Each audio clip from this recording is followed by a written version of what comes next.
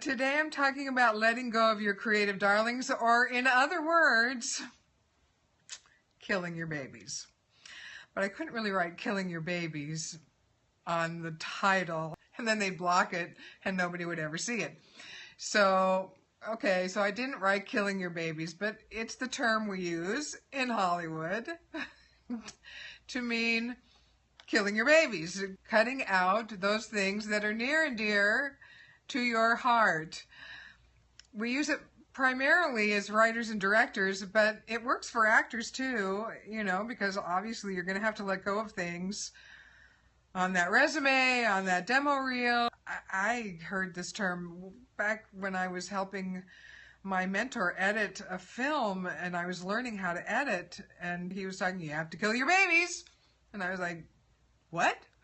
You have to kill your babies. And I was like, what does that even mean? And he's like, it means you have to cut the stuff out, even if you love it. If you love that shot, you absolutely love that shot, and you remember shooting it, and you remember the setup, and you remember all the trouble it took you on the set to set it up, and the rails, and whatever you went to, all the stuff, and the lighting, and you got it just right, and you move the camera along, and then you get it in post, and you're like, yeah, I can't use it. We have to cut that. It just makes the scene too long, or it doesn't move, the rhythm is wrong, something about it doesn't work, and you got to cut it, and you got to let it go, and it's like, yeah. And then you go, okay. The first few times, it's really hard.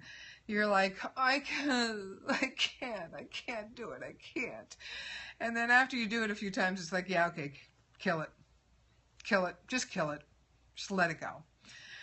And the same thing is true when you're writing. You know, you have this perfect line of dialogue, or this perfect exchange of dialogue between two characters, and it's like, oh, I got it. I got this perfect exchange between these two characters. And then you rewrite the scene, and it's like, oh, yeah, it doesn't work anymore. It doesn't work. I got to cut it.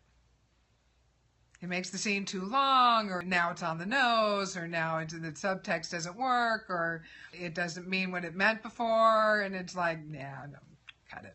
It's got to go. It's just got to go. But you have to have faith that as a creative person, because you're constantly writing, brainstorming, coming up with new ideas, you're constantly creating new projects, coming up with interesting ways to film things, new camera angles, interesting lighting, a cool way to shoot something that's going to say something about this character or this scene or the subtext or what's really going on underneath it all, that you'll come up with something new and you'll come up with something interesting, and you can't be so precious about this one little creation that you came up with, this one little turn of a phrase, this one little piece of dialogue, this one scene that you wrote, the ending or the midpoint or the title even. Shooting is where it gets like, it's so hard sometimes to let go of a shot that you spend a lot of time, and time's money, of course, and you're like, yeah, I gotta let it go.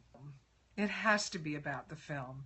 Film is made up of moments, of course, but the film and the communication has to be the key.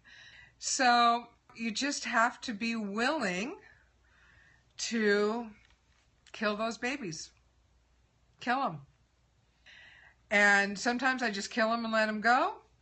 And sometimes I save them in a folder. This is really a gem, and I might use it again. So I'll put it in a folder. I have yet to go to that folder and resurrect any of those gems, but it makes you feel better sometimes about letting go of those gems. And if it makes you feel better, use that. If you, as a writer, have a hard time parting with some of your babies, put a little folder on your computer called babies, or whatever you want to call it, gems, extras, whatever. And every time you cut something, put it in the folder. Put it in the folder. You'll probably never look at it again, like I don't. But you never know. You might. And it'll make you feel like you're not completely letting go of the idea. Not that you would never think of it again. Not that you're not going to think of better ideas down the road. Because, hello, are we not always improving? But it doesn't hurt to save them and have them there just in case.